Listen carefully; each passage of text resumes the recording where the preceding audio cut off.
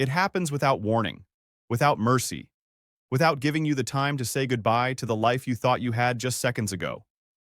One moment you're laughing with your family, scrolling through your phone, driving home from work, or pouring your morning coffee, and the next, the world tilts. Your body feels unfamiliar, and something deep inside you knows that something is terribly, terrifyingly wrong. Time seems to slow down, yet everything is moving too fast. Voices become distant. Your thoughts blur. You try to speak, to call out, but nothing comes out the way it should. Panic rises in your chest as you realize you are no longer fully in control. And the most frightening part? This silent threat doesn't always announce itself with pain or drama. It can creep in quietly, stealing pieces of you while everyone around you assumes everything is fine. Every year, millions of people experience this life-altering moment. Ordinary people, young adults, parents, athletes, professionals, people who never imagined something so sudden could happen to them. Lives change in an instant. Futures split into before and after. A single event can redraw the rest of your story, turning simple tasks into mountains and familiar faces into reminders of what was lost. Families are left replaying the last normal moment, wishing they had recognized what was happening sooner. Survivors often describe it as feeling trapped inside their own body, aware but powerless, like watching life slip away through a foggy window. And here's what makes it even more unsettling. It doesn't just happen to other people. It doesn't care about age, success, or how busy your day is. It can strike during a meeting, during sleep, during a celebration. It can happen to someone sitting right next to you. It can happen to you. Right now, as you watch this, somewhere in the world, another person's life is being permanently altered in the span of a few minutes. Another family is rushing through hospital doors. Another heart is pounding with fear and disbelief. Because when this condition strikes, every second suddenly becomes priceless, every moment heavy with consequences. Yet so many of us move through life unaware, assuming we're safe, assuming we have time, assuming it won't happen to me. That quiet assumption is what makes it so dangerous. This isn't just a medical event. It's a race against time, a thief that can steal memories, independence, and the simple things we take for granted, like speaking clearly or walking across a room.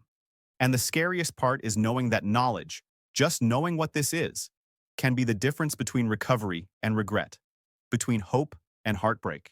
So, before you scroll away, before you think this doesn't apply to you, pause and ask yourself one question.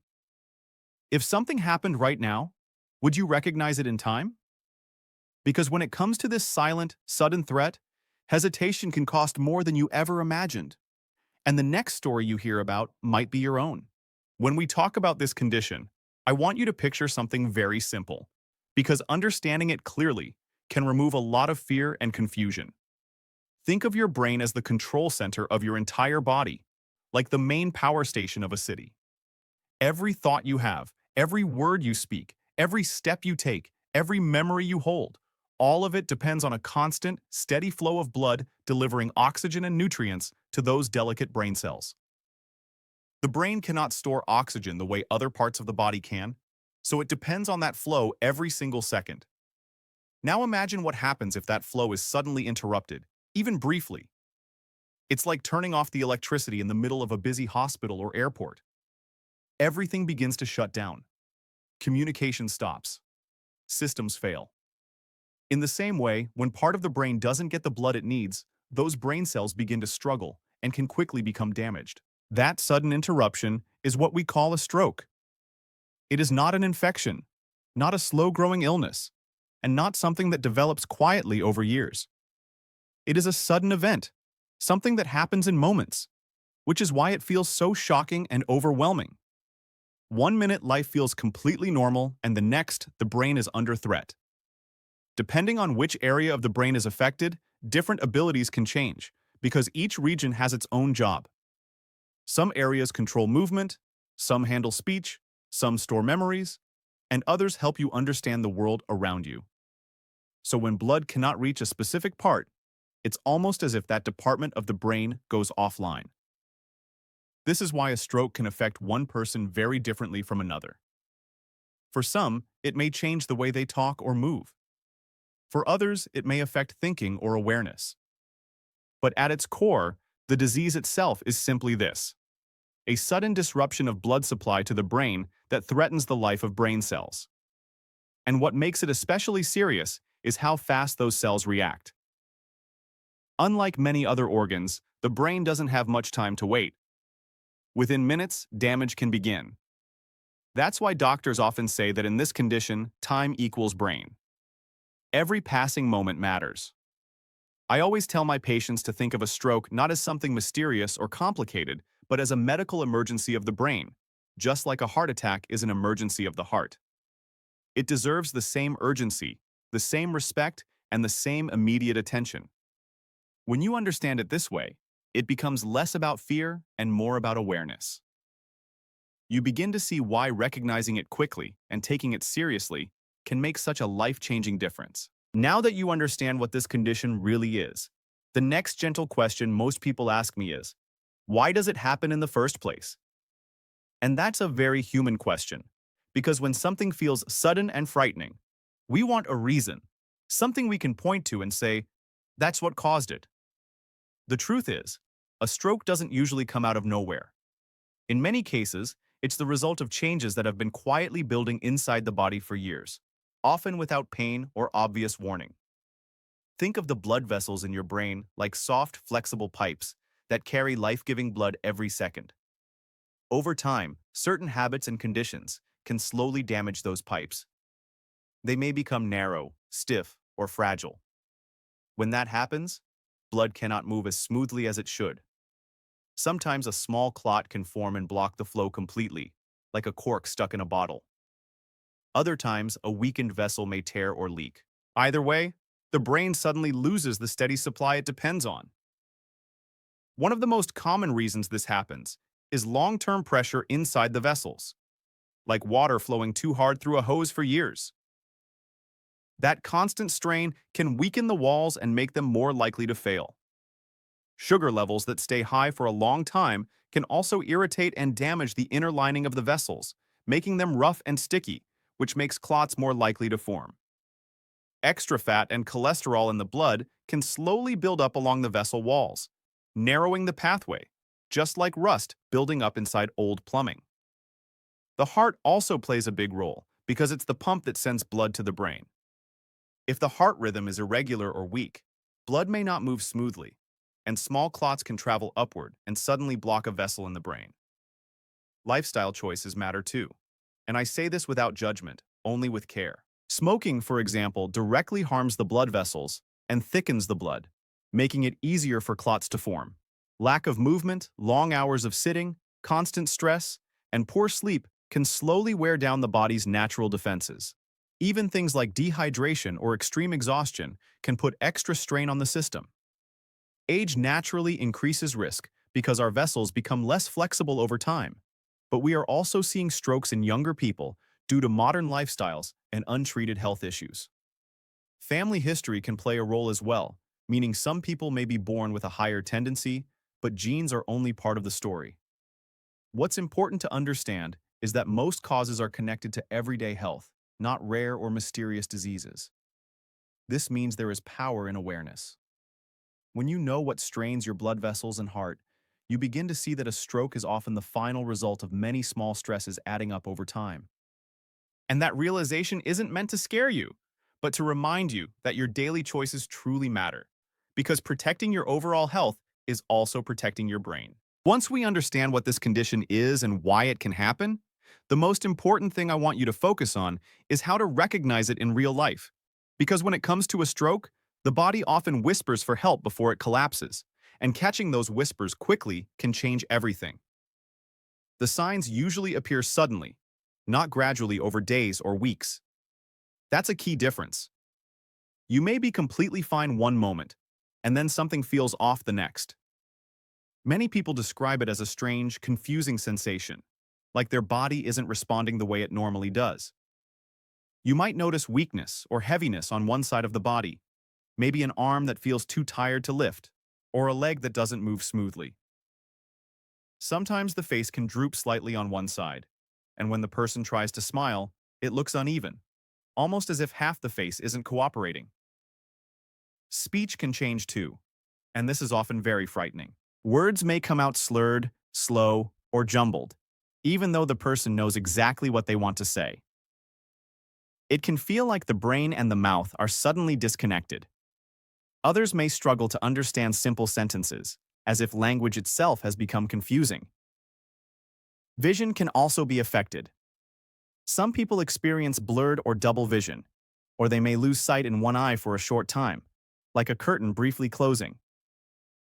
Balance may suddenly feel unstable, causing dizziness or trouble walking, as if the ground is shifting under their feet. There can be a sudden, severe headache that feels very different from any normal headache, especially if it appears out of nowhere. What's important to remember is that these changes are abrupt. They don't slowly build up. They hit fast. And sometimes they only last a few minutes before improving, which can trick people into ignoring them. I've seen patients say, "It went away, so I thought I was fine." But those brief episodes can be serious warnings that something bigger may follow. Think of them as an alarm bell, not something to brush aside. I always encourage families to trust their instincts. If someone looks different, talks differently, or acts confused all of a sudden, don't wait or second-guess yourself. Don't assume they're just tired or dehydrated. Even small changes matter. Time is incredibly precious here, because the faster help arrives, the more brain function can be protected. So if you ever notice these sudden shifts in movement, speech, vision, or awareness, treat it like an emergency immediately. Call for help right away. It's always better to be overly cautious than to regret waiting later. Your quick action could truly save a life, maybe even your own. After hearing how suddenly and seriously this condition can affect a life, many people look at me with worry and ask, "Doctor, is there anything I can actually do to protect myself?" And I always lean in a little closer and say, "Yes, there is so much you can do, more than you might think." Prevention is not about fear or extreme changes overnight. It's about small, steady habits that quietly protect your brain every single day. Think of it like taking care of a garden. You don't wait for the plants to wilt before watering them. You nurture them regularly, so problems never grow in the first place. Your blood vessels and your heart need that same gentle, consistent care. One of the most powerful steps is simply keeping your blood pressure under control, because high pressure inside those vessels is like constant stress on delicate walls. Over time, that strain can weaken them. Checking it regularly, taking prescribed medicine if needed, and reducing daily stress can make a huge difference. The same goes for blood sugar. When sugar levels stay high for too long, they quietly damage the inner lining of the vessels. So managing diabetes carefully, or preventing it through healthy eating and movement, protects far more than you realize. Food itself plays a big role, but it doesn't have to be complicated. I usually tell my patients to think simple and natural. More fresh vegetables, fruits, whole grains, nuts, and clean sources of protein, and less processed, salty, and fried foods. When you eat lighter and cleaner, your blood flows more smoothly, your weight stays balanced, and your heart doesn't have to work so hard. Movement is just as important. You don't need intense workouts or a gym membership. Even a brisk walk for 30 minutes most days, stretching or gentle exercise at home, keeps the blood circulating and strengthens the heart. Sitting all day slows everything down, so simply standing up and moving more often helps. If you smoke, quitting is one of the greatest gifts you can give your body, because smoking directly injures blood vessels and thickens the blood. And sleep, something we often ignore, is incredibly healing. A well-rested body repairs itself better and handles stress more calmly. Speaking of stress, learning how to relax, breathe deeply, talk about your worries, or spend time with loved ones may sound small, but chronic stress quietly harms the heart and vessels over time. Regular checkups with your doctor also matter, even when you feel fine, because many risk factors are silent. Prevention is really about awareness and daily care, not perfection. Every healthy choice adds up, and each one gently lowers your risk, helping you protect your brain and your future. And now let's talk about something that often brings both fear and hope at the same time. And that is what happens if this condition actually occurs and what can be done about it. Because many people assume that once it happens, nothing can help. And that simply isn't true. In fact, modern medicine has made incredible progress, but everything depends on speed. I always tell my patients to remember one simple truth. When it comes to the brain, every minute matters. The faster treatment begins, the more brain cells can be saved, and the better the chances of recovery. So the very first and most important step is not a medicine or a surgery, it's recognizing the emergency and getting to the hospital immediately. Not waiting to see if it improves, not trying to sleep it off, not calling a neighbor for advice. Calling emergency services right away can truly be the difference between walking out of the hospital and facing lifelong challenges. Once at the hospital, doctors quickly run scans to see what type of problem is happening inside the brain. If the blood flow is blocked by a clot, there are special medications that can dissolve that clot and reopen the vessel, almost like clearing a traffic jam so cars can move again. In some cases, doctors can even guide tiny instruments through the blood vessels to physically remove the blockage. These treatments sound advanced, but their goal is very simple: restore blood flow as fast as possible. If the issue is bleeding, the focus shifts to carefully controlling the pressure, protecting the brain, and sometimes performing procedures to repair the damaged vessel. After the immediate danger is managed, the journey moves into recovery. And this part is just as important. Rehabilitation is where healing truly begins. The brain has an amazing ability to adapt and relearn, especially with guidance and practice. Physical therapy helps rebuild strength and movement. Speech therapy helps with talking and swallowing. Occupational therapy helps people return to daily activities like dressing, cooking, or writing. Step by step, small improvements add up. I've seen patients who couldn't move an arm slowly regain control through patience and repetition. Emotional support is also essential because recovery can feel frustrating or overwhelming, and no one should go through it alone. Medications may be given long-term to prevent future events by keeping the blood flowing smoothly and protecting the heart and vessels. Follow-up care, healthy habits, and family encouragement all work together like a team. So please remember, this condition is serious, but it is not hopeless. Quick action, proper treatment, and steady rehabilitation can restore far more than most people expect. If you ever face this situation, don't lose hope, don't delay, and don't hesitate to seek help immediately. And if this information helps you or someone you love, share it gently, because awareness could one day save a life. As we come to the end of this conversation, I want you to slow down for a moment and just breathe with me, because everything we talked about today isn't meant to scare you, it's meant to protect you. My goal, as someone who has seen this condition change lives in an instant, is not to fill you with anxiety, but to gently place knowledge in your hands like a flashlight in a dark room. When you understand what can happen and what to look for, you are no longer helpless. You become aware, prepared, and stronger. I've sat beside many patients and families in hospital rooms, and one thing I hear again and again is, "I wish we had known earlier," or "I wish we hadn't ignored the signs." And that's exactly why conversations like this matter so much. Because sometimes it's not advanced technology or complicated medicine that saves a life. Sometimes it's simply recognizing a change, making a quick decision, and acting without hesitation. That decision could be yours one day. It could be for a parent, a spouse, a friend, or even a stranger standing next to you. Imagine being the person who knows what to do when everyone else is confused. Imagine being the calm voice that says, "We need help right now." And because of that, someone gets a second chance at life. That's the power of awareness. So don't just listen and forget. Carry this knowledge with you into your daily life. Talk about it at the dinner table. Share it with your family. Teach your children and your parents. A simple conversation could protect someone you love. And at the same time, take care of yourself with kindness, not pressure.